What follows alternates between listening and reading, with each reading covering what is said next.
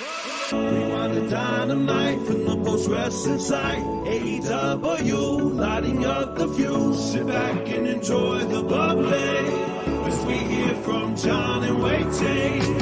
Where we're going, we don't need roads. And if the buck stops here, this thing might blow. Everything you hear are opinions of the show. And if you don't like it, go to the forums and let them know. Welcome to Rewind-A-Dynamite. It is John Pollock and Wai Ting with you moments after tonight's edition of Dynamite from the Prudential Center in Newark, New Jersey. How are you, Wai? I'm doing better. Yeah. Well, that's great news. I know everyone wants an update. How are you? You're on the recovery? I'm feeling much better, and I hope my voice indicates that. Yeah, I would say probably Monday, or at least maybe even earlier than that, was sort of the worst of it, and I've just been getting slowly better ever since. So I think I'm doing fine, and the family is as well. Any advice you have for people that maybe have to go through this themselves? Have you got any COVID tips from your first experience? First time, long time. Try your best to sleep a lot. That's certainly helped me.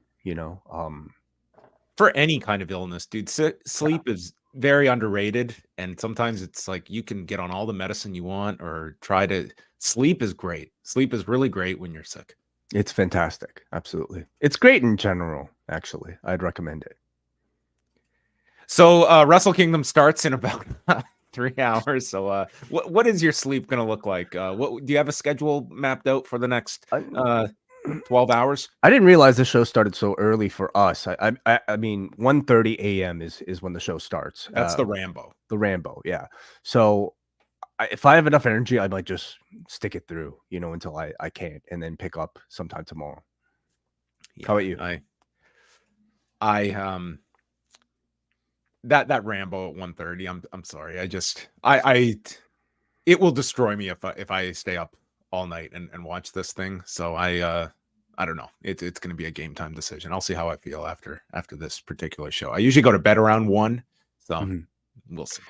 We will be live actually tomorrow in the Post Wrestling Cafe reviewing the show at 3 p.m. Eastern. So plenty of time for those of you who maybe some of you choosing to stay at home from work, okay, to watch. It's Wrestle Kingdom Day. It's a day to take off work if ever they're just tell your boss, hey, I'm staying at home to watch Wrestle Kingdom. They will understand. It's once a year. Kids are home from school. I mean, exactly. They gear the whole school year around Wrestle Kingdom. Yeah. We will be live for Let's go live. Yeah, why not? Because we were going to record this anyway at 3 o'clock Eastern time with Bruce Lord. So why not make it live for all Post Wrestling Cafe patrons, 3 p.m. Eastern time, postwrestlingcafe.com, and available in archive, of course, after that, if you're watching on a delay. Look at Wai proclaiming the main event here. I mean, it is that's a bold move, Wai. It is the main event. It will be the main event. We know the match order already. Yes, that we do. So we will see how post New Year's Eve Sonata performs on at the Tokyo Dome. Maybe the most interesting part about Sonata throughout this title reign is the last 4 days and Keiji Muto building him up. So yes, 3 Eastern will be live, and we'll also be live this coming Sunday night at 8 p.m. Eastern time for our best and worst of 2023 show, joined by Braden Harrington and Davey Portman. The 4 of us will go through all of our picks in 21 different categories that are listed up on the forum and in today's news update. So if you want to follow along live with our picks, that is exclusive to members at postwrestlingcafe.com at all levels this Sunday night at 8 Eastern. The show will be released after the fact on the free feed, but all the fun is going to be live when Braden says something that we're going to have to edit out. So if you want to catch that, tune in this Sunday night. Just so everybody is reminded about the categories, again, they are posted up at forum.postwrestling.com. Our categories are Best Wrestler Female, Best Tag Team, Best Wrestler Male, Best Feud, Worst Feud, Best Non-Wrestling Media, Most Improved, Biggest Setback, Best on the Mic, Worst on the Mic, Best Character, Worst Character, Best Weekly TV Show, Best Pay-Per-View, Worst Pay-Per-View, Best Promotion, Worst Promotion, Match of the Year, Worst Match of the Year, Biggest Story of the Year, and a write-in from Davey Portman, Best Entrance of the Year as well this year. Does Muggin win that? I don't know about best. Oh man, we're not doing a worse of. Oh, for that category. Is that your writing category? Tune in Sunday night to see who wins best entrance. Looking forward to that. looking forward to actually making a list. I'm very behind on things. Yeah, I'm almost done book 1 for the year. It's amazing, dude. Like, I don't know how Why did I give a shout out here from John Cosper, 3 great days. and inimitable June Byers, which is going to be our next wrestling movie that we will get to tackle, because there's a June Byers movie coming out, Camille, right? featuring Camille from the NWA. So we'll have another wrestling movie to review at some point when that comes out. It was going to be Charlotte Flair was going to be in the movie, but plans changed. Yes. All right. We are going to get into some news items. We don't have too deep of a news pack here, and then we will go over the matches for Wrestle Kingdom, that mainly for those that are tuning in live, because for most people listening to this the next day, that will be over by then. But let's go. First, we're going to lead off with the Raw numbers from Monday night, and they got a really big bump thanks to Dwayne "The Rock" Johnson. When you throw this guy out for 22 minutes, it's going to have a positive impact on your quarter and show overall. And this was hardly an easy night for the company. They were going against the Rose Bowl that did over 27 million viewers altogether. And then that was followed by the Sugar Bowl, that not as much as the Rose Bowl, but still 18.6 million people across ESPN's platform. So these games were on back-to-back. And the fact that Raw not only held up, it was its best number since November 27th, which was the return of CM Punk and Randy Orton after the Survivor Series. So this week's show, 1,751,000 viewers, 0.60 in the 18 to 49 demographic. So they were up across the board, and the peak quarter featured Jinder Mahal his Hall of Fame candidacy begins with this segment, along with Dwayne Johnson, peaking between 10 and 10:15 Eastern with 2,154,000 viewers and over 1 million in the 18 to 49 demo. Now, after that, we wondered what is the next quarter going to look like, and unfortunately, the women's tag was in that unfortunate time quarter and fell 27%. What was interesting, the final 15 minutes of the show got a nice boost for the ending of Seth Rollins and Drew McIntyre. Like, they got up to 1.8 million viewers, which is exceptional for that particular segment of the show. Like, usually the third hour, the main event, you are not hitting 1.8 million. And it's not just the Dwayne Johnson effect, because the numbers went down and then they rose up, not to the Rock levels, but they were still up from the middle of hour number 3. So I would state that Rollins and Drew, there was you would be very happy with how those two performed in the quarter. But it was a great number for Raw to kick off the year. And you've got CM Punk next week. They've got the college football championships next week, so that's a big game. And the following week, they're up against a NFL wildcard playoff game. So those are two big audiences, especially January 15th. And then no more football as of the following week, which is the go-home show for the Royal Rumble. But there, as we talked about Monday, like when you throw out football, it's likely going to be a very big WrestleMania season, and I can see them doing some really big numbers. And this also correlated with Canada. They did a huge number in Canada, their highest also since the Raw after Survivor Series. So when are we going to see Jinder next, I suppose, is the big question. Oh, man. Are they going to do the same thing with Austin Theory, where he comes out and takes credit for the quarter? I think he should, especially if yeah, absolutely. I found it very interesting how CM Punk, we know, was backstage on Monday, and they chose not to use him whatsoever. And clearly they see a value. Didn't need him for this Monday, especially if he wasn't advertised. Absolutely. But I would say that they also see a value in maybe less is more with something like this, and with something like Dwayne Johnson as well. If they do have him for the duration of this WrestleMania season, how are they going to play their cards so that everybody still feels as fresh as possible, for the next several months? It's a wonderful position for them to be in, and especially if all of those cards are being used on Raw. It's one thing, WWE, they were always great at building to that huge show, whether it's going to a new network or building up one of their homecoming shows, but not really leaving a whole lot for people to come back the next week. And you'd always get the precipitous drop. And obviously, like, you can't do The Rock every week. But, had you thrown Punk out this week, would you have meant a little less more next week instead of now? It's been a few weeks since you've heard from Punk, and there's still that specialness factor of just a CM Punk appearance that eventually that will go away. But it hasn't yet. So let's make these appearances meaningful. And now next week, you're against this big college football championship, and you do have something in CM Punk for next week as well, along with whatever momentum they're riding, which is notable as well. So there you have it. And then SmackDown on Friday, they've got Roman Reigns on the show, Logan Paul's on the show. We're going to get Santos Escobar against Kevin Owens, and Butch's mystery partner. Who will he find? Take your best guess. Are the next biggest mystery in pro wrestling now. Did you happen to see, since we talked about it when they shot the angle with Ridge Holland and Ilya Dragunov, did you see how they handled the follow-up on Tuesday night on NXT? I did not watch the show, but I did read about the results. Yes. Sarah Schreiber did the sit-down with Ridge Holland, and he went over the injuries that he has sustained himself and has caused to others in the ring, but they did very notably omit Big E from this storyline. So I would imagine that was a conscious effort, probably from some of the reaction to the angle that people had, and obviously not wanting to make Big E part of it, even though like you're focusing on all these injuries. It's sort of the elephant in the room that everyone is thinking of during this. But I mean, trying to very much humanize this guy as somebody that, and he did suffer that brutal injury back in NXT, and they showed him, with his wife was pregnant with twins when he got injured in NXT, and somebody that they are.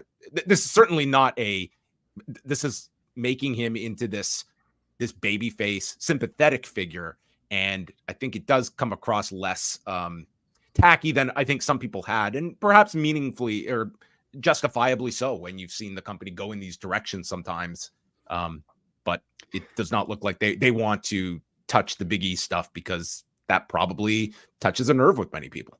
I can totally understand, and I think it's a perfectly fine way of handling it. I mean, ultimately, you're trying to make the person interesting, and unfortunately, maybe one of the most interesting thing about Ridge Holland's career so far is that he will forever be attached to this very unfortunate real life incident that has resulted in some really ugly moments personally for him and his whole family, and to try to embody that into whatever frustrations he might have into this pro wrestling character. I mean, I think it's fair, and I think it could be a good way of just simply telling a story without being maybe offensive, to people that might be too sensitive to real life tragedy.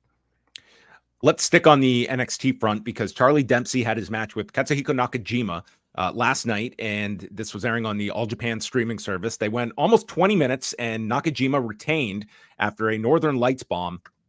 I tuned in right as the match. I got to see the final 5-6 minutes of the match, and have not got to see the entire thing. But what I saw looked good, and the audience was into the match, and Nakajima was lighting this dude up with kicks, and then afterwards giving him the sign of respect, as though here was Dempsey kind of going through the gauntlet here with the big Triple Crown holder in Nakajima, and it seemed to be like it came across really well. But I've not seen the whole show. It did 1,331 fans that they drew, and earlier, or I should say after the match, it was Shotaro Ashino coming out to set up the next challenge against Nakajima for the end of the month. So that's where we're going with Nakajima defending the title twice this week after the Miyahara win. Do you believe this was ultimately a beneficial, transaction for either the WWE and All Japan Pro Wrestling, Charlie Dempsey? How do you feel? I don't think that the stakes were all that high for either side. You did get Vic Joseph mentioning where Charlie Dempsey was last night, that he's off in Japan challenging for the Triple Crown, but they didn't make a huge deal of it. It's not like they directed people to where to go. For All Japan, of course, I mean, any involvement with WWE is going to be beneficial for them. But for Charlie Dempsey, I think this was an excellent experience for him to go through, of going to Japan, wrestling a big main event match at Korakuen Hall. And I really hope this will be telling of the involvement if they show some highlights of this next week on NXT television. I think it only makes Charlie Dempsey look that much more legit to your audience, that here he is going off and facing Nakajima, and maybe you can explain the context of the match and what he was doing here. But you could certainly put together the only real Triple Crown in pro wrestling. Yeah, perhaps that is how they will signify it. But I think especially at the NXT level, the idea of sending a talent over there every now and then, I mean, there are people there that could certainly go on a tour and it would be of great benefit to them. So we will see if this is just the start of something. And like, this is the company you would see WWE working with that doesn't have a giant entity that owns the company. That All Japan is one that seems to be the one that they have the door open with WWE, and there's probably stuff that you could do in the future with your talent. There's a benefit to NXT, and there's an obvious benefit to All Japan if they can gain any kind of attention with a North American audience. On Tuesday, we also had the Noah the New Year card, and this was headlined by Kota Ibushi taking on Naomichi Marufuji, and this was a match that drew a lot of attention because of Kota Ibushi's performance in this match. So this was one where I woke up on Tuesday morning, and my plan was to set out and watch this card. And before I could even start, I was getting messages from people about, oh my God, Kota Ibushi, he had no business being in this ring. And so that's what I'm going into. And I watched the entire card, and I get to this main event, and I'm assuming, like, if I am seeing all of this, that this had to have just been a disaster. Like, did he get hurt in the first couple of minutes or something? So when they go 33.5 minutes, and I'm watching this, and first of all, as soon as Kota Ibushi walks out, I mean, he just does not look like a guy that has been able, I would assume, to do a whole lot of training. Like, he doesn't look anywhere in like the physique that you associate with Kota Ibushi, and I'm sure he's been extremely limited with like cardio and everything. And then as the match is starting, like, he's got a tear coming down his eye, and it was just a really tough performance to watch of somebody whose body was just not there. The speed that you associate with Ibushi, just the quick reflexes, all the little things that add up to make this really special performer was not there, and he is just trying to gut his way through anything. You could sense Marufuji was as much just trying to get something going here, and there was no rhythm to this match. They got nothing what was clicking, and it seemed the audience was aware of this. The broadcasters were trying to cover for this, that, you know, this is a chess match, and this is it's a psychological game, and, you know, just he was slipping here and there, and then you see him execute this moonsault to the floor, and his ankle is giving him tons of problems. Afterward, it was noted that he was sent to the hospital and had issues with both ankles. And I guess he had posted an interview that drew some attention about a week ago, that he was likely hurt going into this as well. But it was, man, a really tough performance to watch. A guy that, I mean, he was in the main event and kind of just pushed himself through, but like, this is something we talk about quite frequently, way of like these performers and kind of knowing their limits. And there's going to be more examples of this than the latter. Your Wes Lees that are going to realize, I can't go through with this. My body is not capable of pulling this off. And here was someone just pushing the limits of his physical abilities, and it did not turn out well. And I can't say like the audience was not mad at this. It more so was just like it was just sad to see somebody in this state, and you hold a Kota Ibushi to such a high level that people were just, obviously it was very glaring. Mm-hmm. I feel in combat sports and in professional wrestling, like, they're traditionally, I feel, you know, we really do sort of value the sort of gutsy performance of somebody maybe coming in with an injury and then gutting out you know, some semblance of a match, or maybe even a good performance. And Cody Rhodes, I mean, kind of made his WWE tenure off of that, which was, you know, completely different circumstances, but in some, like, the same mentality. And I have no doubt that the performers themselves, you know, when they're dealing with an injury, feel like that's what they're capable of. You know, yes, I might be injured heading into this match, but I'm going to gut this out, and I'm going to give the crowd what they deserve. And thus Kota Ibushi coming out and deciding to wrestle a 30-minute match with an existing ankle injury, only to injure the other ankle as well.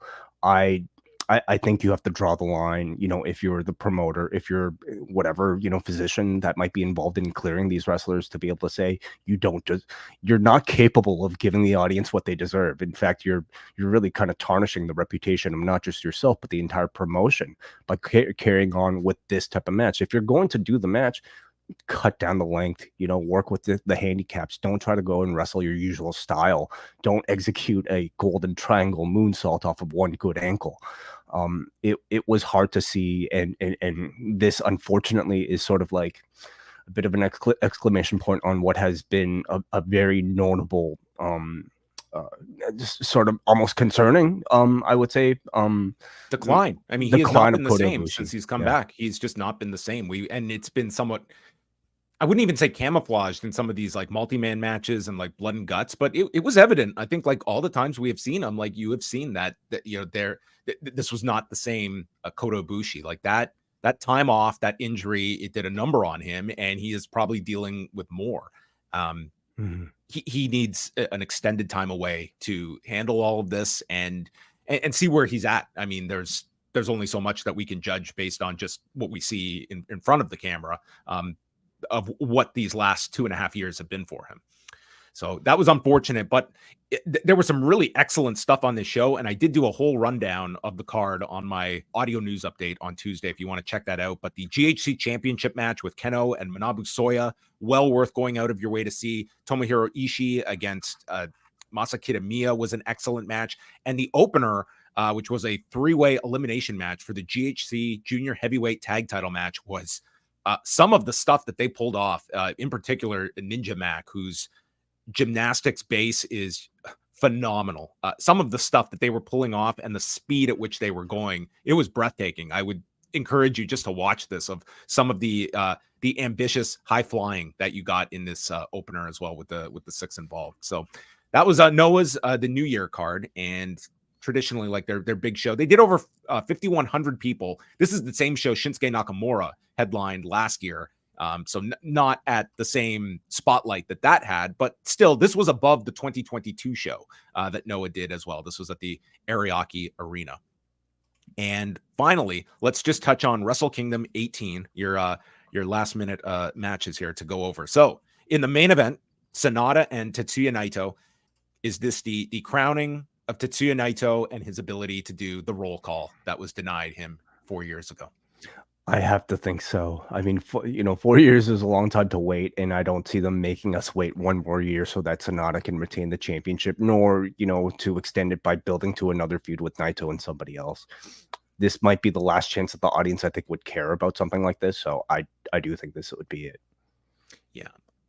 How is this title reign going to be remembered for Sonata if it comes to an end in about 12 hours time? How many months has it been? He won it in April. Oh man. Just 8 months. Feels just 5 guys. Yeah. I mean, this has just been, to me, such a nothing title reign. I think it's been exceptionally disappointing. Yeah, certainly. Other than winning it, I can't tell you like a great moment attached to this run for Sonata. And I think just this is clear, like the A side of this match is very, very clearly Tetsuya Naito. This is all about Tetsuya Naito. I mean, Sonata just feels like a warm body carrying this title to the ring, and hopefully has an outstanding match to kind of cap this off. But I can't say that this has been a title reign that has been. Listen, if you were not in the Sonata camp, I mean, this title reign has not proven you wrong in these last couple of months. And it's kind of come at a time when you have a real upswell of young talent that I think the audience is more than ready to, at least in the case of Yoshisuji, ready to take over that spot. So I think follow-up for Sonata will be really interesting coming off of what is presumed to be a title loss. Kazuchika Okada and Bryan Danielson. Is this a simple Danielson got the win in North America? Okada gets the win back here? I would say so, yeah.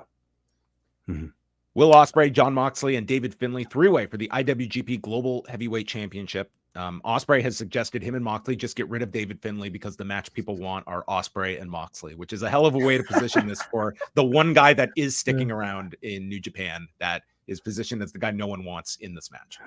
Maybe for that reason, Finley will be the one winning it. I think Ospreay's been hanging out with Keiji Muto in terms of how to promote a match. Promotion. Well, I mean, I think it's kind of obvious though. He's only speaking truths, right? And as a result, maybe it would be the end story of Finley beating these two guys that everybody wanted to see instead of him, being the sort of outcome you would expect. Hiromu Takahashi and El Desperado for the Junior Heavyweight Championship. I mean, these two are never going to miss. I do think it does feel like a bit of a just sort of a period in this junior heavyweight division where it's sort of like the quality's good, but it just feels like a title that gets passed around to the same individuals here. Mm-hmm. And listen, I'm not going to be complaining about this match, but I think you also want to see sort of what is going to be the evolution of both of these individuals that I think people would like to see in your G1s, that would like to see less of a hard line between your junior heavyweights and heavyweights when that line has been blurred for the last 15 years. Yeah, I would say that I feel like that sentiment has been around for years now. When it comes to these two are by far like the breakouts of that junior heavyweight division. And maybe on a card like Wrestle Kingdom, you kind of ask where else would they fit, perhaps without any other spots. But the junior heavyweight championship match, I don't really care about the title. I don't really care about who wins the title, but I know I'm going to be in for a good match. So that's all I'm really interested in. Bishamon takes on El Fantasmo and Hikuleo.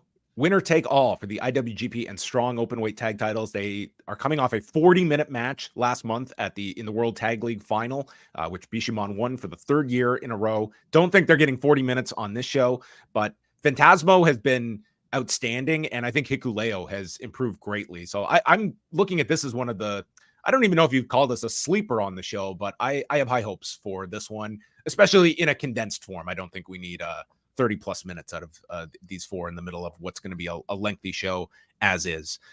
Then we have Shingo Takagi, Tama Tonga for the Never Openweight Championship. Shota Umino teams with Kaito Kiyomiya. These two coming off their 26-minute match on that Noah card, dispatching House of Torture, and that was 26 minutes with the House of Torture. You can get to that level of torture. Taking on Evil and Ren Narita. Kaito Kiyomiya got to be the big babyface star of that elimination match and outlasting everyone to be the sole survivor. This match needs to be about Narita and Umino, and I think these two, along with the singles match with Yu Uemura and Yota Tsuji, I really hope like these are positioned as not just the future four, but the four that are going to take enormous steps forward between this show, New Year's Dash, and into the new year as guys that are ready to be significant players. So who wins this one, you think? Evil, of course. He's just going to pin both of them. Right. No, I'd have Umino. I think you could have Umino score a big win over Evil, save Narita. Like in a perfect world, I would have loved Umino and Narita and Uemura and Tsuji. Two separate singles matches, and it's like these are going to be rivalries and combinations you are going to see for years to come in future Wrestle Kingdoms. So we will see how this one is structured, but I think overall, I think you want to have your spotlight more so on Umino than Kiyomiya, who God knows if we'll ever get the rekindling of the program with Okada. Someday, maybe. One day when Okada remembers this.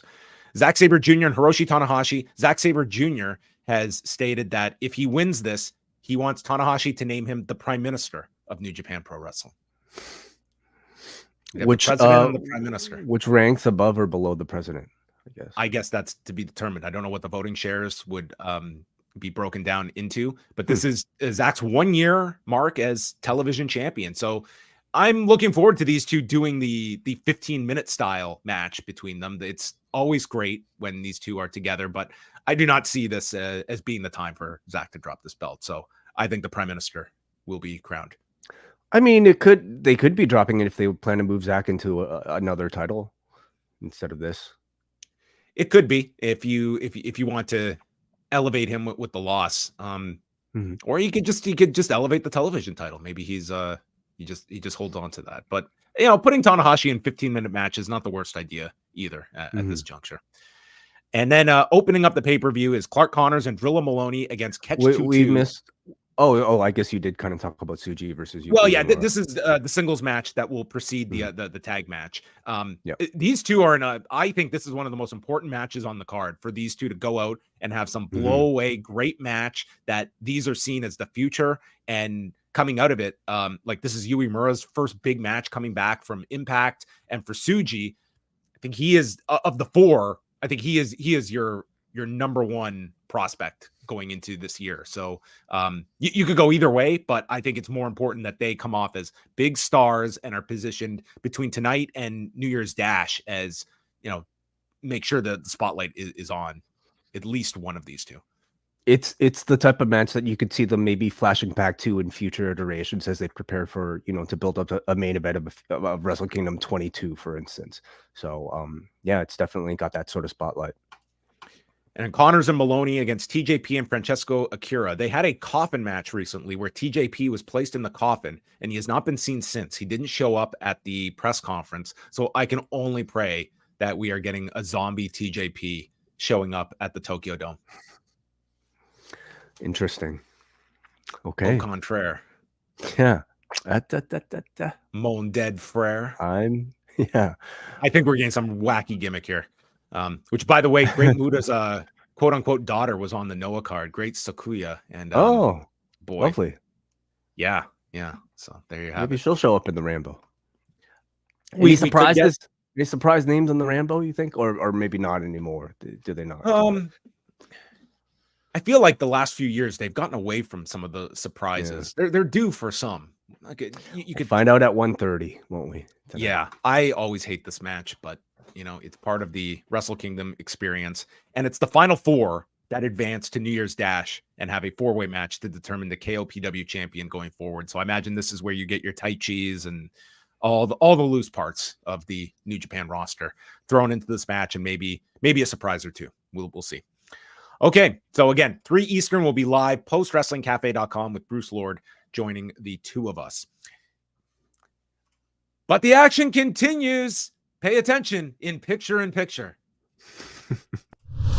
It is 2024, and tracking technology from advertisers, ISPs, and hackers is getting more sophisticated than many of us can understand. Something you can do to give yourself a bit more peace of mind this year is to protect your browsing by investing in a trusted VPN like NordVPN. Voted Best VPN for Privacy of 2023 by Security.org, Nord is one of the most established and reputable VPN providers in the field. NordVPN is also something I use every day to access geo-blocked online streaming services like AEW+. By far the best way of watching AEW programming commercial-free with on-demand access to AEW's entire TV archive. But perhaps the most value I've gained from using Nord has been the ability to unlock cheaper prices to online content from other parts of the world. Plus, when you sign up at nordvpn.com/postwrestling, you get 4 bonus months on top of all 2-year plans. That works out to $2.88 a month, so it's already paid for itself several times over. Again, $2.88 a month when you sign up at nordvpn.com/postwrestling. Check the link in the show description. Sign up with code postwrestling, get yourself some bonus months, and let NordVPN know you found them through us.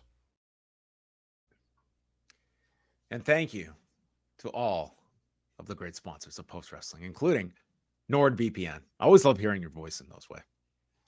Well, thank you, John. I like hearing my voice too when I'm not sick. So hope you enjoyed that. It actually didn't even play on my end, so I just watched a black screen for the last 60 seconds. Oh, yeah. Okay. You couldn't tell the difference, could you? To the Prudential Center we go. Newark, New Jersey. And Samoa Joe opens things up. This was taped after World's End. Great promo here. I am not a prophet, but I do tell the future. He doesn't make predictions, just one that keeps promises. MJF did everything to steal from him at Grand Slam, and you cheated me. So I turned everyone you loved against you, showed up in your own neighborhood, and did this in front of your friends and family. And I will always take what is mine. I am Samoa Joe. I am the AEW champion. And his word to anyone coming for his belt is he will do anything and take anything he wants from those who try to take from him. And then we go into a recap of Adam Cole as the devil, but they promoted next week Joe will be on the show live, and the first time he will ever appear at Daly's place. Okay, yes, of course.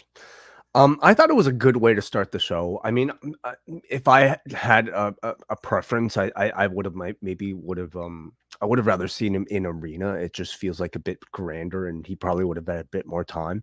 But there's also something great about seeing him immediately after the match itself too. You know, just full of sweat and full of adrenaline, saying words like this. And I thought he actually cut a hell of a promo in the moments right after he won this championship. He revealed the reason why he did all this to MJF, you know, because MJF beat him at Grand Slam. And so he didn't just want to retaliate by beating MJF for the title. He wanted to take his friends away from him. He wanted to take his title in front of his friends and family inside his hometown. I thought it continued to maybe, you know, underscore like the sort of sadistic cerebral character that Joe has. He's not just going to get revenge on you. He's going to psychologically torture you on his way to get there as well. Adam Cole's music begins, and I was literally about to write, it's probably time for a music update with the new character. And the music stops and they play a new theme. I mean, read my mind as I was typing this. And out are the Undisputed Kingdom, all in black, including Bennett and Taven with their newly won ROH tag titles. Cole sits in the center of the ring, flanked by the group, and Roderick is telling everyone to shut up. And Cole explains, if you were surprised that I was the devil, you're either stupid or you don't know right from wrong. I'm the good guy. MJF created enemies and ran his mouth for years. And he's getting a lot of heat from the crowd, calls MJF a narcissist, and it was time for change. And in time, everyone in the back, the fans, and even Tony Khan will thank him because MJF is never coming back. He says MJF would have done the same to me as soon as he realized he no longer needed me. Cole says he sacrificed everything for this friendship, even broke his ankle for him. MJF is dead, but the Undisputed Kingdom is alive, and they are out to win gold. Roderick Strong is going to go for the international title. Wardlow is going to go for the world championship. And when I'm healthy, Wardlow will do the right thing and forfeit the title. I thought like it's very similar what they are already planting with Cole and Wardlow as we're getting at the moment with Christian and Luchasaurus. Yes, certainly. Yeah. And this person is like the big man I'm taking advantage of, you know. But I get the sense Wardlow is not going to be any sort of, you know, bitch. Like, I mean, like he's right back to the role that got him over in the first place with MJF, of like being under MJF's thumb, and eventually he's going to break away from the shackles. It's true. I don't sense they'll draw it out that long. Like that was very much done to serve Wardlow as a baby face, very much like Luchasaurus, you know, serving him as a baby face, breaking up from beneath the shackles of, you know, the leader. This, I sense we're already at a starting point where Wardlow is a heel. I think he's going to stay as a heel. Like even upon this mention, Wardlow kind of gives the type of look to Adam Cole, almost as if to say, sure, yeah, I'll follow your plan. And then you'll see, you know, further descent. I don't even think we'll get to that point, but I sense this one being a little bit different. They take credit for taking out Hangman Page as a favor to Joe, and that AEW needed change. We gave it to you, and the devil is here to stay. So how would you feel that this first promo went of establishing the top heel group in the company and what is probably going to get a big amount of television time? I think what I was mainly looking for is in this sort of explanation is the logic tight enough, you know, to make this entire storyline make sense. And I feel like if we dug deep enough, I'm sure we could maybe poke some holes into this. But upon watching this, there was nothing that was screaming plot hole to me that leaves me dissatisfied with anything that they were saying. I thought Cole established that he was earnest at the beginning about his feelings towards MJF, and that they both knew that they would turn on each other sooner or later. We saw it, you know, through several teases, principally, most notably at the end of All In. And then Cole broke his ankle, and I guess from that we can presume that he blamed Max for it, and that's when he concocted this whole devil scheme to get back at him and ruin his life. And through that, he worked with Joe to get there, including attacking Page on his request. So he's also established that he at that point, he was no longer after the championship. He was simply after, you know, ruining MJF's life. And the end result of that is you have a number of people that are now going to go after this new Undisputed Kingdom group because they were collateral en route to them trying to ruin MJF's life. So they've already got built-in programs with the people that you're about to be talking about. So I thought it was a very good establisher. In a way, like we saw all these people that we were under the assumption like MJF is setting up all these different programs that somewhat revert now to this group, to the Undisputed Kingdom that you're going to see, like your Hangman Page and the Acclaimed and like all of these different people that were somehow this whole web that was cast and who it affected. It all, this is like the true north of those programs that everyone leads back here. And you've got Cole essentially as the mastermind behind this. And that's going to be the difficult part because this is going to require a heavy presence of Adam Cole, but he is not able to do anything physically for the foreseeable future. Yeah. Which can be done and like draw that out. And there are enough people within this group to, they were all part of the attacks and getting revenge simply on the rest of the kingdom, I think might be enough temporarily. I also thought they did a really good job of establishing paths for every single member of the group. Of course, you have Taven and Bennett now officially recognized as the ROH Tag Team Champions. You have no Roddy. Desire for those AEW tag belts. They're good with the ROH version. Well, it's what they're used to, what they're most comfortable with. Roddy, we know, is now going for the international championship, and Wardlow with the world championship too. So everybody kind of has their path. Jay White comes out, and this is one of the many of the aggrieved during all these beatdowns. He was the first one that they took out, and he's happy they took out MJF, but didn't like being collateral when I was all alone. But I'm not alone now, and here to back him up are the Guns, who come down. They fight in the ring, but Wardlow gives them the numbers advantage. The Acclaimed and Daddy Ass run down. They clear the ring, and then they stare down White and the Guns, who exit. And the idea is, are the Acclaimed, Jay White, and the Guns going to be on the same page because they have a common enemy in the United Kingdom, the Undisputed Kingdom. Oh yeah. You almost caused a World War III there, John. I love this, and whether or not it was initially the plan for the Bullet Club to be rolled into this so that we could serve some sort of babyface turn for the Bullet Club, I don't know, but it's played its way towards that. I mean, Bullet Club under Jay White and Juice and the Guns, I think have already become very much baby faces, on Collision anyway. And this is a program that seems to directly will turn them into full on baby faces with a bang scissor bang with a big scissor bang in the middle of the ring between all of them. What is it? How many people are in the group? Like a 8-way scissor bang. It's going to be fantastic. Can't make scissors without a blade. So beautiful. Seems like it just seamless. I think all the directions coming out of this have been really set out well. Everybody seems to be in a pretty good position coming off of the story. They recapped Eddie Kingston winning the Continental Classic and in this tournament found his confidence. And now he has so much confidence coming out of this that it's going to take someone special to unseat me. It was a really heartwarming way to kind of wrap up the entire tournament, right? I mean, and again, let's remember this entire Continental Classic, at least the first iteration, was done as a push for Eddie Kingston. And I don't know if there was somebody on that roster, with the exception of Mark Briscoe, that could have made a tournament win feel that significant beyond just maybe a stepping stone towards, the world championship.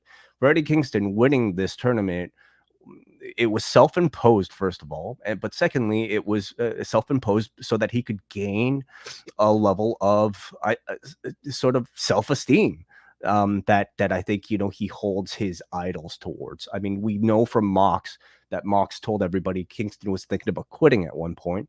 And this proved to himself that he belonged in this company. And you had, like the redemption of here, you lose to Bryan Danielson and he's calling you a bum and you redeem yourself with that one. You have the whole history with Moxley. I mean, there was a lot here. Even coming out of this, the one blemish that was not avenged was Brody King. And that's an instant title match you could do at some point as well following this. Daniel Garcia does a promo addressing Swerve, who will be facing him in the main event tonight, and he's not going to fold no matter how much pressure he is placed under tonight. International Championship, Orange Cassidy and Dante Martin with Hook and Danhausen out with Orange Cassidy. And Dante stops Orange from putting his hands in the pockets. And then Dante is sent into the rail. And slowly Orange Cassidy runs all the way around the ring to execute a drop kick. We go through the picture-in-picture. Cassidy spikes him with a satellite DDT. And then Dante leaps to the top, is sent down and hit with the deep impact DDT. Martin stops a beach break, drills him with a knee off the shoulders. And as Orange Cassidy rolls to the floor, it's Martin on top. And Dante then, as Orange Cassidy is rolling away, Dante just walks across the top rope and then launches a splash, connecting with Cassidy across the ring. And it's Orange Cassidy who then evades Dante, rolling underneath, and connects with the Orange Punch to win in 13 minutes and 30 seconds. Really strong match, I felt. These two showed fantastic chemistry with each other, and Dante, I thought, showed like an elevated well-roundedness in terms of in-ring storytelling and charisma in this match. I love seeing him employ Orange's own mind games against him, and I overall just sensed a bit more cockiness and attitude out of Dante, which certainly is the thing he needs, to elevate himself beyond just being a great high flyer that he's been throughout these past several years. Some good creativity thrown into the match as well, going through the entire commercial break, just doing vertical suplexes to each other. Like they basically worked 3 minutes only on the vertical suplex, and it was actually a lot of fun to watch. And then they had an excellent closing sequence that was almost like a game of speed chess that directly played off of the interaction that they had on Rampage, where it was Dante countering the Orange Punch with a drop kick. In this instance, it was Orange faking out the Orange Punch to lure Dante into delivering the drop kick, only for him to duck it and then execute the Orange Punch. So very, very well designed match. So after Danhausen and Hook are out, Andretti and Darius are checking on Dante, and then Cassidy comes over, shakes hands with Dante, and then all of a sudden Top Flight's music starts playing, and no one knows what's going on, and then the music stops, and they play Private Parties to come out. I don't know either of their music by heart, so I guess I wouldn't have made that big of a reaction. Well, apparently the person who was in charge of playing the music didn't know the difference either when he went to play this. So out comes Private Party with the returning Mark Quinn, and they state that the tag division has been lacking without them, and they're putting all the teams on notice, including the ones in the ring, FTR, the Young Bucks, even the Hardys, and state new year, new champs. I'm happy to see that this is the official sort of I guess breakup of Isaiah Cassidy with the Hardys, because I never really enjoyed that fit. This is the end of Brothers A. Yeah, seems like it. I'm happy to see Mark Quinn back. It's been way too long. It's been way too long for like Isaiah Cassidy to really be doing nothing. Renee is with Tony Storm and Luther, and she was really excited to be coming here, but then realized this is not New York. This is New Jersey. And she is off to have a seance with Stephen Sondheim, a deceased composer on Broadway. And she is asked about watching Mariah May's debut, and she informs Renee, "Oh, I don't watch wrestling. I mean, how hard could it be?" And Mariah is paying her dues by having to wrestle in New Jersey. And much like any wrestling company that goes to New Jersey, this poor state, I mean, just the bane of every heel's existence, although New Jersey would get something in their favor. And then Luther carries out Tony. I mean, I guess it sucks being in the shadow of New York, I suppose, but I mean, it's a beautiful place, I'm sure much more affordable in many areas. A lot easier to run if you're an independent promotion. That's way right. better for accommodations. Like if you want to go to New York, stay in New Jersey. Mm-hmm. Yeah. That's all I have to share. House of Black accept the challenge laid out by FTR for North Carolina on Saturday in front of Dax's family, and they will have to lose in front of them, and FTR will walk and join their new family, one that truly loves Dax. Yeah. I know So they've they're- been doing all these promos. Their deliveries are both pretty good, but I mean, try and explain this story to me. And I mean, this is like Miro CJ Perry territory for me. they want them to join the House of Black. I don't know why. Like, of everybody on the roster, would you ask Dax and Cash to join your goth group? Those two? I'd love to see it. We're not doing that with y'all. I'd love But, to see Dax and Cash try to cut this sort of promo. Like, is this even like part of the? This isn't even like a stipulation. It's just like you're going to lose, and we're gonna have the mind control that you'll want to join us. I'm like, okay, sure. It worked for the Wyatts. How are families and front rows going to fare in 2024? We're going to find out on Saturday. You're right. It's a new year. I guess we'll find out. Renee chats with Swerve and Prince Nana, and they ask about Daniel Garcia. Swerve is the boss of the bosses and respects Garcia going after the same things he was in 2023, but his big pressure means big pain. And his goal for the new year is championship gold. He thought it would be MJF, but his body couldn't hold up. So I guess I'm coming for you, Joe. Be ready. Mm-hmm. So, I mean, the I guess Swerve MJF interaction maybe was just a bit of a misdirection or just a way to tease something further into the new year that we may get, or maybe even beyond at this point. Who knows? Yeah, it was just like just dangle it out there and then take it away from people. Yeah, maybe The Rock will come out on Raw and just explain. You know what? I got a good meal. I'm fine just sitting at the booth. You know what I mean? Yeah, table for two. The booth was plenty comfy. I'm good, everybody.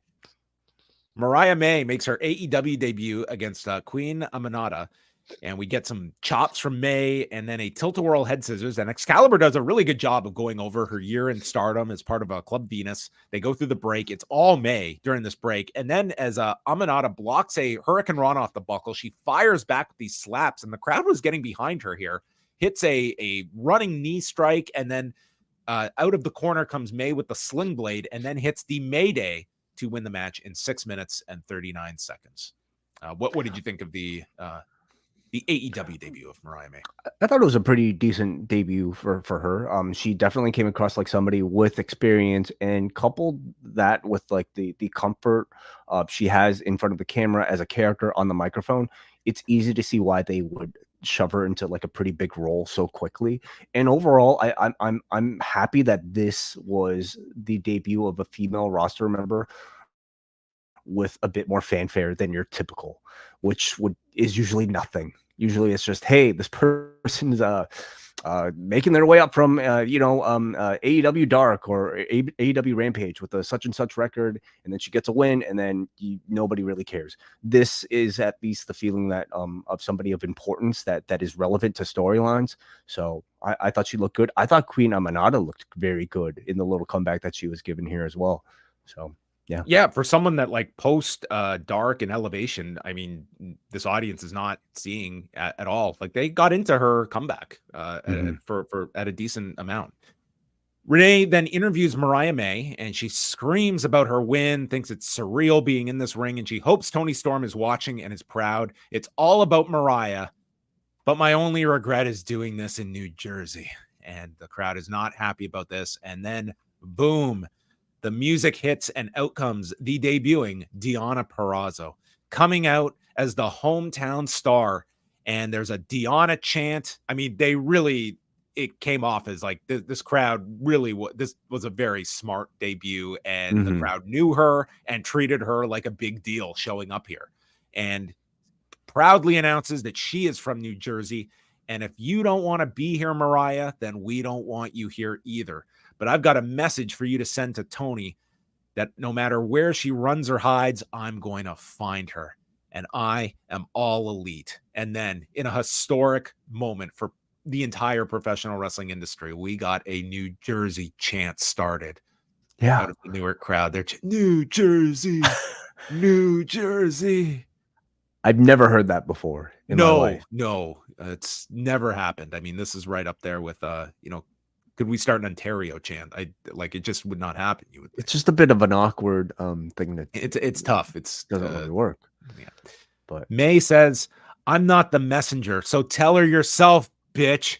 and slaps Deonna, who then lays out May with a boot. I thought a great debut here for Deonna Purrazzo. I think someone that I think she was among like the best in terms of handling her WWE release and going to Impact, where she became a super character, became, you know, in many ways the person that the division was built around. And I think in that time gained a ton of confidence, was put in a lot of big situations, her feud with Mickie James, rather than had she in 2020 gone right to AEW.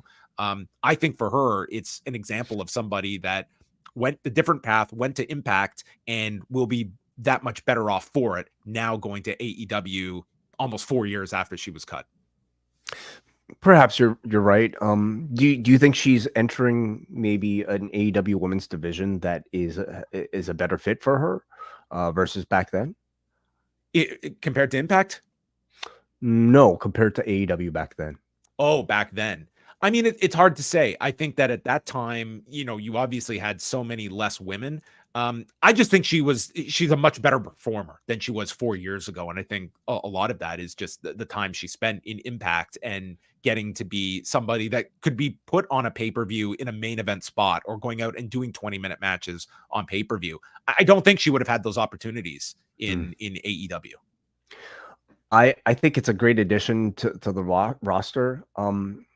She also wasn't the only rumored person that people have been talking about perhaps entering the AEW women's division this week. And I guess I also find it very interesting to see if a Mercedes Moné does come in, where that leaves a Deonna Purrazzo. You know, do we immediately forget about this, or can they create some staying power even in spite of that? That's going to be the question for anyone that they bring in, is going to be follow-up and presence. Like, it would seem like a natural that a Deonna Purrazzo you would want to attach in some way to Britt Baker. You know, there's all these options, but again, like we just went through this, like Rio, is she just back in hiding now until the next time they need to bring her out as a number one contender? I mean, the consistency is tough when you have a roster of this size, and where will Deonna Purrazzo be in a month from now? Christian Cage is out with the family here for the State of the Union for 2024 with Tony Schiavone in the ring. Shayna Wayne takes the microphone. You boo a mother? How dare you? Wait, I think I have found my interview subject for 2024, and it might be Shayna Wayne. Can we book her for the Christmas show already? Perhaps. We will see. She is obviously being told, speak as slowly as possible. I mean, really draw it out. And I mean, maybe this is going to connect. She refers to Christian as our father, the patriarch. And Christian, this was great. He says, it's been 200 days since I won this title on the first episode of Collision, and I defended it this past Saturday at World's End. Thanks, Mother Wayne. And secondly, I want to thank my pride and joy, the apple of my eye, my boy, Nick Wayne, who selflessly put his body on the line, and Adam Copeland tried to end his career at the age of 18. He says he loves Nick. They hug. And lastly, the man he wants to thank as he turns around to kill shot, the man that sealed the kill switch. What did I call him? Kill shot? Ricochet. Or sorry, Swerve. Thanks, the man that sealed the victory and put the final nail in the coffin for Copeland. Myself. And the crowd starts chanting Luchasaurus, and they started to take over here, chanting for Luchasaurus. And Cage continues. He's now beaten Adam twice. I'm 2-0. No more title shots for you. I am superior. And he says, I would like to think that the two of us left a piece of our souls in the ring on Saturday. But the difference is I don't have a soul. I'll go to any length to keep this title. I've made it the most prestigious one in the company, and I will hold it until I finally hand it off to my prodigy, Nick Wayne. But we are the faces of AEW now and forever. I mean, this guy's just tremendous. So great. What a great promo. Yeah, really strong. I mean, what more can you say? He's arguably doing some of the best promo work of his entire career right now. Renee is in the back with, I guess, the new outcasts, Ruby Soho, Saraya, and Harley Cameron. Soho admits she had her doubts, but does appreciate the help that Cameron provided her on Rampage. And Cameron is all excited to be part of this group. but the character, she is slightly crazy, and Saraya wants her to basically contain this because it's too obvious that she's nuts. I guess so. Yeah. Is that what we've got? So she Well, could pull out a butcher's knife on a moment's notice. yes. Among I guess yeah, who knows what else? Yeah. She's crazy. So yeah, I don't know. I haven't really seen enough to comment too much yet. They do seem to be doing something behind Saraya and Saraya and Cameron are doing something behind Soho's back because Saraya was telling her to keep it down because I guess she's making it too obvious. All right. Tune in next week, see where this one goes. I mean, are they trying to break up I guess Soho and Ange, I guess? Maybe. I think that's the idea. Maybe Harley's gonna kill him. Could be that too. Yeah. Could be the plot. Yeah. You don't want to make that too obvious on national TV. I suppose. No, you got to be subtle. That's a backstage conversation in our locker room. Then we go to Konosuke Takeshita and Darby Allin. My God, this match. Oh. So early on, Takeshita goes for a wheelbarrow, and Darby flips over, landing on his feet, and then takes this insane back body drop. Then things pick up as Darby does his insane tope suicida, but is met with a flying knee by Takeshita from the floor. This looked insane. So Takeshita takes him up the ramp and does multiple rotations into like chaos theory on the ramp. This was just crazy. We go to the picture-in-picture, and Darby rolls to the floor, avoiding the running knee strike. So Takeshita on the floor runs at him, crashes his knee into the guardrail, and he's selling the knee. He did a phenomenal job selling this knee for the rest of the match. Don Callis is checking on him from the broadcast area, and Darby hits a coffin drop to Takeshita on the floor. Takeshita beats the count at 9 right into a code red that he kicks out from. Darby goes for another coffin drop, landing on Takeshita's knees, which include the injured one. So he's continuing to limp, and he's trying to get around, hits multiple suplexes to Darby, and Darby just fires back with a crucifix bomb. Callis yells, "Kill," at Takeshita, who runs his boot into the face of Darby and then executes a German suplex off the top turnbuckle to Darby. And from there, Darby is just waving on more, and he's about to die when Takeshita gives him his wish, blasts him with the knee, and wins in 12 minutes and 50 seconds. Match of the year so far. So far, yeah, I would say so. I mean, actually, you know what? This would be on par with some of the Noah matches, but anyway, this would be a candidate. Can't even call it a match of the year. Yeah, I can't actually. I did see some pretty good matches yesterday. Maybe best TV match of the year, best AEW best match TV of the match year. of the year. Easy, yeah. All right.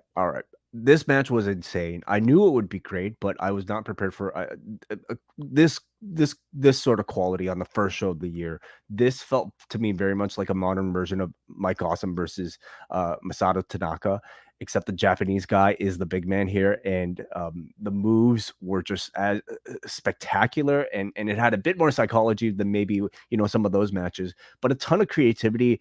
And I think what is the signature of those matches that this one has in common: complete fearlessness in execution of whatever crazy shit that these two had planned. One guy just able to throw the other at will, and the smaller guy just taking a crazy amount of punishment, but refusing to ever give up.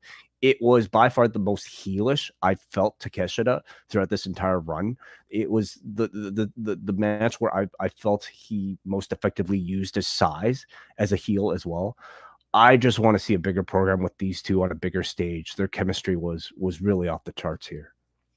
Yeah, and it's going to get followed up because later they're in the back with the Don Callis family, and Takeshita cuts a promo in Japanese. Callis says next week they go back to Daly's place and issues a challenge for Darby to bring Sting and his 25-0 record to take on Takeshita and Hobbs, and they will make it 25-1. So later in the night, they said that Sting and Darby have accepted the challenge, and they'll also be appearing on Collision Saturday, which is noteworthy of having Sting in Charlotte for the last time. Yeah, interesting. Wow, that's a big deal. We're getting this tag match next week. I just came out of this. I agree with you, Wai. I think you could definitely revisit Takeshita and Darby, but man, if this is not like the audition for Takeshita to be a significant heel in 2024. But again, there's so many names and so few spots that you have. But man, Mhm. Takeshita, this guy is he was outstanding here, and he had a phenomenal opponent in Darby to be with. But this was just a tremendous TV match. Takeshita shone in a different way than he did in previous matches, because I don't know if I've ever really seen him as this giant, against a smaller man who bumps the way Darby has, and it just to me unlocks something different about Takeshita, that really to me made it feel like he could be a main event, top player. I mean, he felt that way before, but as an underdog, I think that's almost just a different role than what is available right now in AEW. But as a big man monster with Don Callis by his side, like there's a lot of potential there. But then Will Hobbs is also that guy too. So there's a lot of big people in the Callis family. Taz had some funny lines on this show. I mean, at one point, Callis is talking about how, he wants big guys and like 6'3" and above, which felt like one of those like WWE edicts they went through when How tall is Will Ospreay? Well, he's not 5'8", which is what Taz noted he was, and he was stating, "What about me? I was 5'8". Are you saying that people need to be 6'3"? And Callis just pauses. Well, ideally, that's what you want to be, but you were special, Taz. You didn't want to like heel on Taz, but they continue. Did you read anything into the lack of Chris Jericho on this show? I mean, there was no mention of him. There was no connection to, like, coming off of the 8-man tag to this program. And I guess we'll see if he was on the Rampage commentary, because that is his usual role on those shows. But I mean, no mention of him or anything. I guess I didn't even think about it until you mentioned it, because this show was so good. And in many ways, this is the best way you can combat bad press, is by delivering such good wrestling that your audience doesn't even think about it. But I have to think that the lack of Jericho was intentional. I mean, let's not rule out it's not uncommon for a big star to just like not be a part of the next show. But I don't know, this particular week, I'm more willing to think that it was an intentional decision. It's also after Saturday, where they may have gone in thinking, is this going to permeate to the crowd? And you went through that reaction on Saturday. But again, he may not have been just booked this week. It's not uncommon, but I think people will come out noticing that. Brian Cage, Trent Beretta, Brian Keith, and El Hijo del Vikingo, with Eddie Kingston on commentary. And Eddie Kingston calling Vikingo matches is now something I enjoy greatly. I mean, they were stationed ringside, so Kingston just got freaked out anytime Vikingo was coming off the top. They're too close. They're too close. Kingston was really funny on commentary, in particular with Taz. So Cage hits a brain buster to Trent on the floor. Vikingo then hits a spinning wheel kick on Cage, running double knees in the corner. And then we go and Cage hits a pop-up power bomb and then a spinning version to Trent. Trent kicks out. Danhausen runs in and places a curse on Brian Cage, who then is lifted and super kicked by both Keith and Vikingo. And as Vikingo hits a moonsault to the floor on Cage, it's Keith with a Saito suplex on Trent. Diving headbutt only gets a 2 count. And then the Tiger Driver by Keith is countered when Trent hits the Dude Buster, pinning Keith in 9 minutes and 40 seconds, setting up Trent challenging Eddie Kingston for the Continental Crown on Saturday on Collision. Very good 4-way. I mean, I thought Brian Cage, to me, probably stood out the most, along with Vikingo, who usually seems to steal the show anytime he's in one of these. Maybe most notably, they seem to, at least temporarily, I guess, give you a bit of indication that Trent and Danhausen are actually on the same page, and they're not warring after Trent eliminated him in the Battle Royal. But that might play itself out in the actual title match itself as well. And how cursed is Brian Cage? Probably quite, actually. He didn't win, right? Renee tries to interview Matt Menard, but he never gets a word out. As Hangman Page shows up with about 20 minutes to go in the show, he's pissed about the attack from a few weeks ago, and he's kicking someone's ass tonight. That's his proclamation. Main event, Swerve Strickland, Daniel Garcia with Matt Menard on commentary. and Daniel Garcia is trying to draw him into his guard, tries for the label lock, but Swerve gets to the rope. And then as they fight on the floor, Garcia walks up to Prince Nana, and we got a dance off between Nana and Garcia until Swerve broke that up. And I mean, Swerve worked this match complete heel with Daniel Garcia as the babyface. Nana grabs Garcia's leg from the apron. That gives Swerve the advantage, who hits a DVD on the edge of the apron. Swerve then starts doing Garcia's dance to taunt the crowd, and Garcia responds with stomps in the corner, and Swerve gets into Menard's face. This guy, just everyone wants to go after Menard on commentary, from Brody King to Swerve. And that might be a story that they might pay off in the future. You know, like, I mean, Garcia's going to be, Garcia's already a babyface, and I don't know if Menard is going to join him and having, you know, being attacked constantly by simple association to Danny Garcia might be enough to set Daddy Magic off. What if you have like Harley Cameron, who is like portrayed as just being absolutely out of her mind, and they go on a double date with Menard and Harley Cameron and Angelo Parker and Ruby Soho? Maybe that's where this is heading. Yeah. Sign me up. Sure. Yeah. Garcia goes after Swerve to protect Menard. They fight on the desk, and as Garcia is turning him around for the sharpshooter, they slip off the desk and fall. And man, this crowd let them have it, unfortunately. It was funny because in the previous four-way match, they hit the desk, and Kingston yells, "There goes your Coke Zero." And Taz is like, "Not this time, not this time." So that Coke Zero stood still on this desk, but unfortunately these two humans could not. I wondered if it was taboo to promote Coke Zero instead of Woo Energy. That if they didn't get the exclusivity on beverages, man, strike against Woo. Is Coke Zero the official energy drink now of AEW? Unofficial. This still my favorite Taz line of his AEW run was when they were plugging, "We're going to Toronto, the Coca-Cola Coliseum." And it's just, this is elevation, by the way. It's not like they're on TV. He's like, "I'm going to walk into the Coca-Cola Coliseum with a big giant Pepsi." So anyway, Garcia uses a crucifix for a 2 count. This is after he survives a house call and the Swerve stomp, and the crowd's going nuts as he kicks out. These were some great near falls that they had, and Swerve finally puts him down with a house call and the JML driver, where he just drilled this guy coming down, and Swerve wins the match. Afterward, Prince Nana low blows Garcia. Swerve attacks Menard, and Nana proclaims Swerve will be the next world champion when Hangman Page is out, goes face-to-face with Swerve, and they get into a big brawl and are separated by security to end the show. And you definitely got the indication that we're going to get one more match between these two at some point. Seems like it. Seems like that's directly the next program, right? I mean, they are indicating sort of intent to face Samoa Joe or whoever is going to be the champion, but most likely Joe. But I guess they want to finish this Page match first. And wasn't this originally the plan for World's End, to have this chapter, or at least like before the end of the year, to have a final chapter with these two? I thought I read that somewhere. I could be wrong, but it makes sense that they would close the trilogy off before moving on. Maybe most interesting is the fact that, like, it makes sense. That's 2-0. What's the trilogy gonna solve? You're right. Yeah. How did they book their way out of this while keeping Swerve strong enough? Maybe Swerve goes 3-0. It's possible. But yeah. Okay, so first match, you have to have something at stake here, I think. And man, they've got to top that death match, which is I don't even know where you start. But I mean, these two have had phenomenal chemistry together, and yeah, you would think like this is something you will build up for television at some point, because I can't see this being held off until a pay-per-view. No, not at all.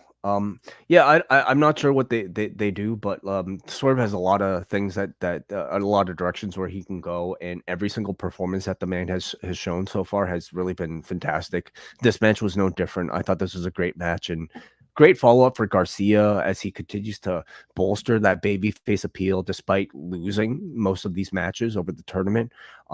He just becomes a bigger babyface through, like, I guess his showcasing his will, and this match was no different. And Swerve, we'll see who he where I guess where else he goes next. I mean, every match feels like a big match with him coming up. Yeah, I thought this was a really strong Dynamite coming off the pay-per-view and setting things in a lot of different directions. I would say if there was one thing that was like a huge, or is going to be a huge part of the show that I wouldn't say the segment knocked it out of the park for me, it was the formal introduction of the Undisputed Kingdom. I felt it was a very important segment that at the end of it, I think you want to be like really excited about all these directions. And I'm not quite there yet with this group that I know is going to command a ton of television time. I think you've got a great leader in Adam Cole, but I mean, I think you are working to try and put, especially like Strong and Bennett and Taven, into a more serious light moving forward as like the big heel group that is now causing all this anarchy in the company. But I mean, that's a small thing. It was, fine segment, but not to me, this, screams like number one program that is going to be a very big focus moving forward. But I liked what they had to do. I thought it was limited with Joe, but like you've established him as this, he is the Thanos of this group for lack of a better comparison. And you've got all these different figures that are going to try and topple him off the mountain. And I think that you have some really compelling challengers set up. And that Darby match with Takeshita was excellent. And you got some very good promos on this show from Christian Cage, from Swerve. So it came out of it, and that there's a lot of interesting ways of where they can go, and a big gap now in between pay-per-views, which we have not been used to with AEW. That's pretty much been on a monthly pay-per-view schedule. I thought it was a really strong edition of Dynamite, to kick off the year. It felt fresh. We didn't even mention the sort of updated look that it had with a new set, with elevated screen, and then just a much bigger video wall. Slight update to the graphics as well. And it almost feels like, every year we might get one of these, and it was just kind of a nice way to basically make this feel like a season premiere. You had several returns here with Private Party. You had Deonna Purrazzo as a surprise get, and then I was more satisfied with the Adam Cole, promo maybe than you were. I sense, like, for me, I feel like there are several big programs coming out of it with, this Undisputed Kingdom taking on Bullet Club Gold and the Acclaimed, and now Hangman Page looking to get revenge on Joe and on this group as well. So I feel like they're in really good shape coming off of World's End.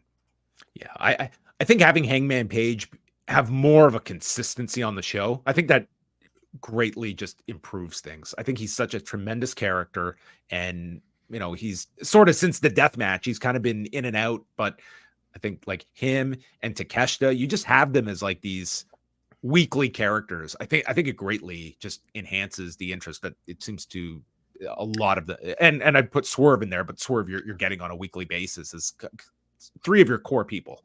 Several people in the chat room, Ryan here and Nathan, are suggesting a three-way, perhaps with Swerve, Hangman, and Joe. And of course, we have Paige attached to Joe as well through the attack. Swerve gunning for Joe as well. Do you see that as a possibility?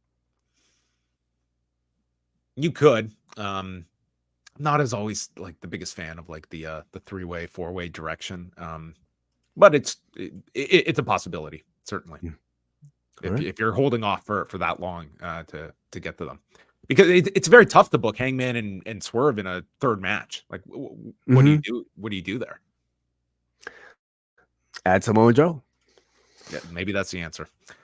All right. On that note, we will go. If you have any super chats, feel free to submit them, and we will go to forum.postwrestling.com and get your thoughts on tonight's Dynamite.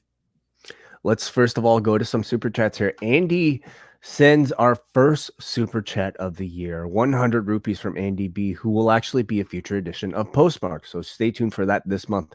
He says, how would you guys plot up the Rock Reigns Cody stuff? What are 5 to 6 other matches you would like to see at the mains?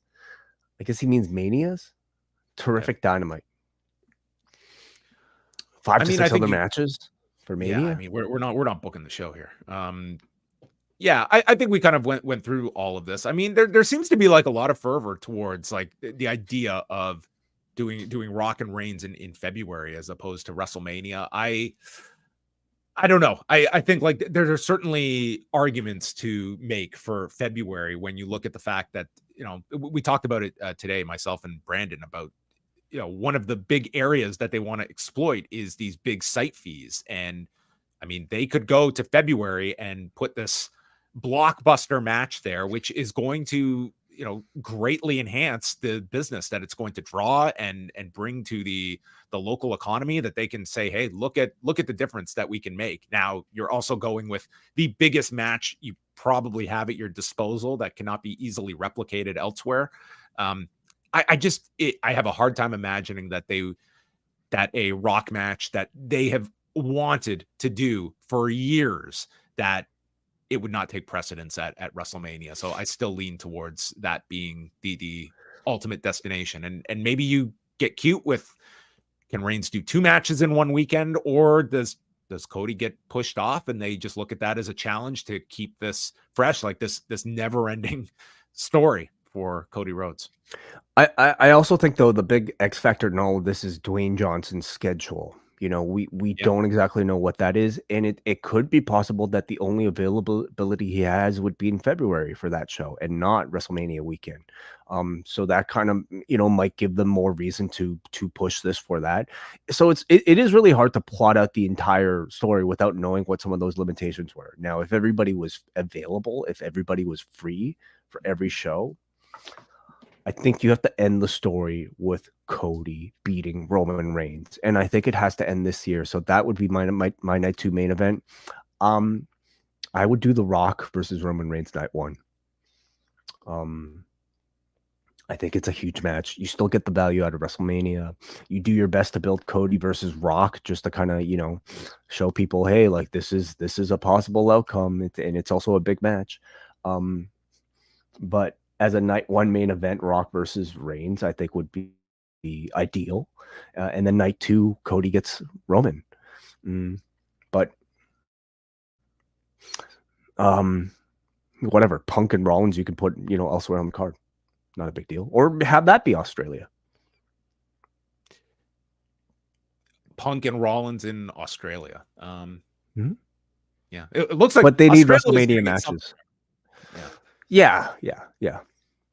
So all right, there you go. I would say in terms of like those look to be your key matches. I think Becky Lynch going for Rhea Ripley's title would seem like the time to do that program.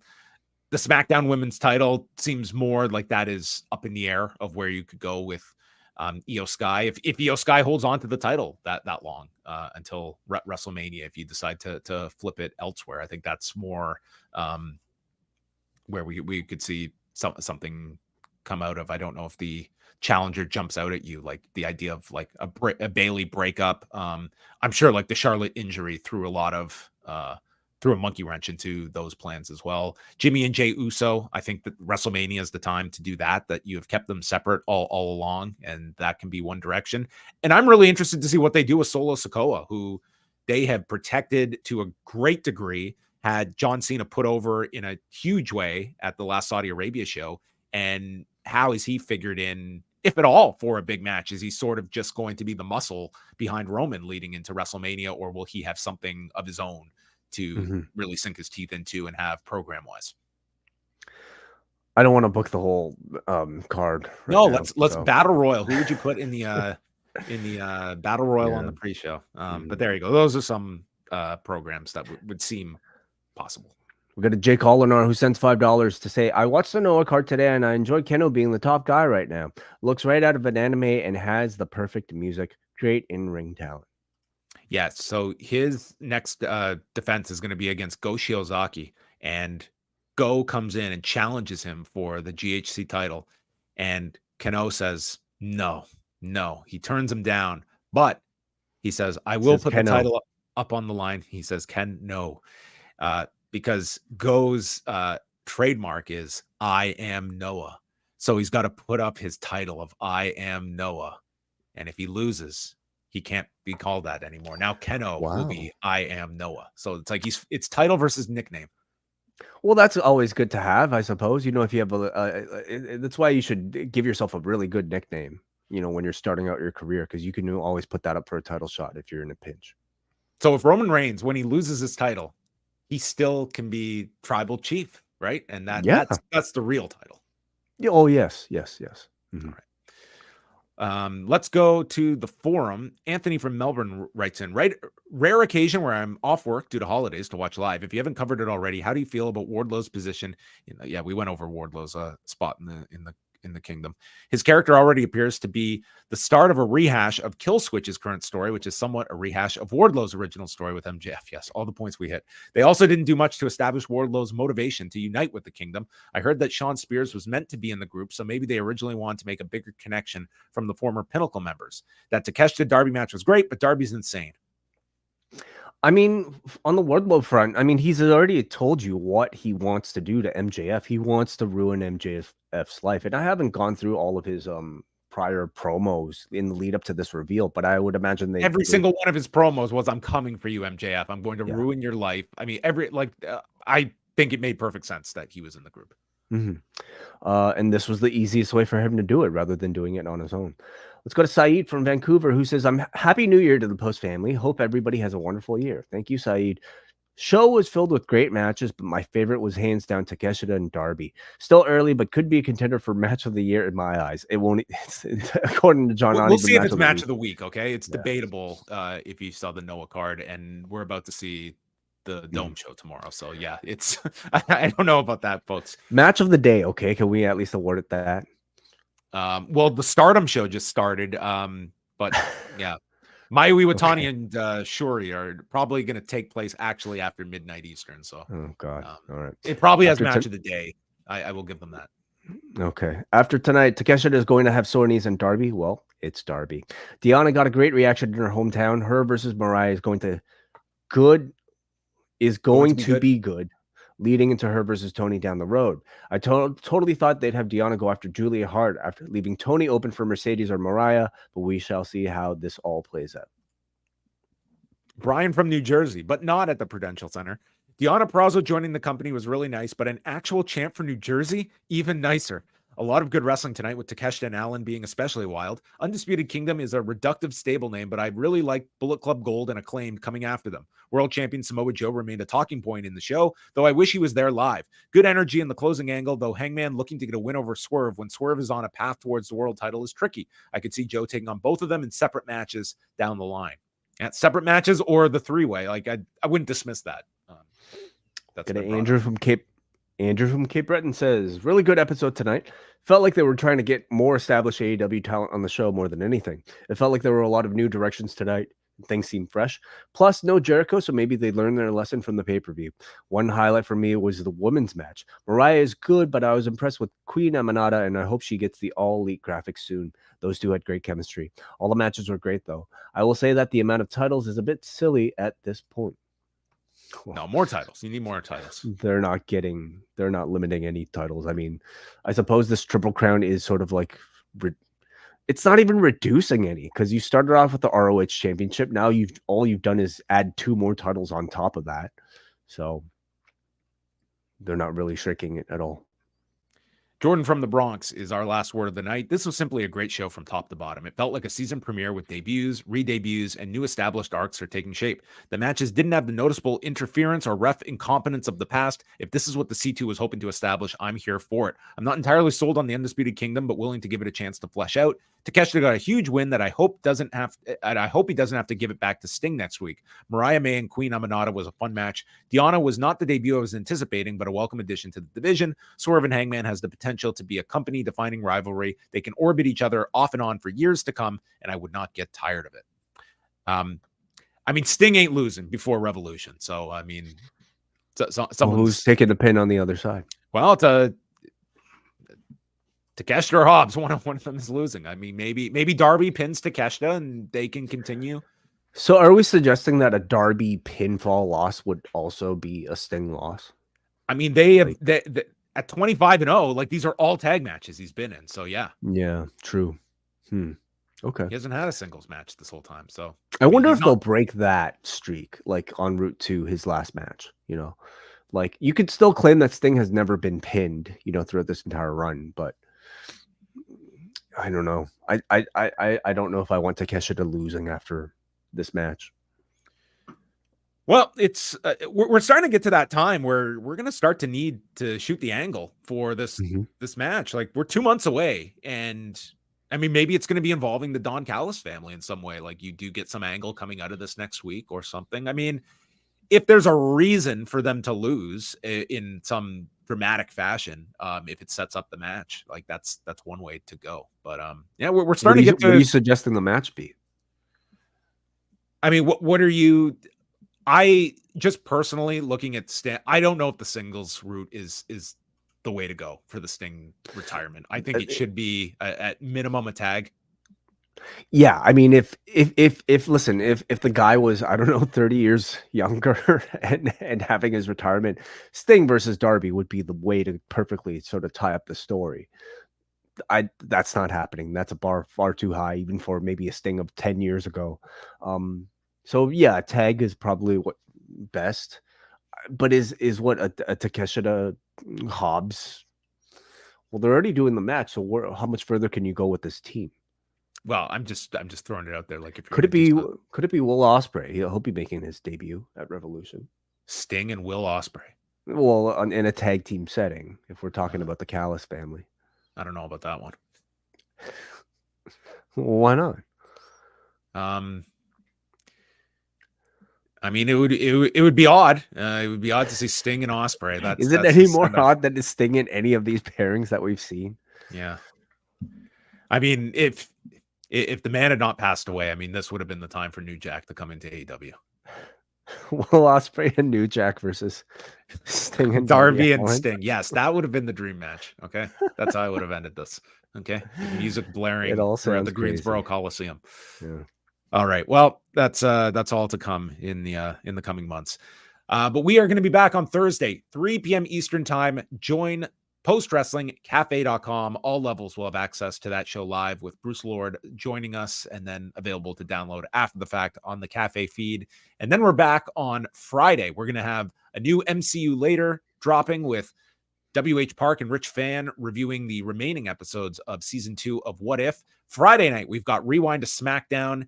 On Saturday, WH Park and Karen Peterson are going to be presenting a special edition of Post Pro Res covering New Year Dash and all the stories and angles coming out of Wrestle Kingdom. We've got Collision Course on Saturday night. And then on Sunday, it is the best and worst of 2023 show live at 8 p.m. Eastern, again, at postwrestlingcafe.com. So, Wai, I will talk to you in a couple of hours. And goodbye, everyone. Chat with you after Wrestle Kingdom.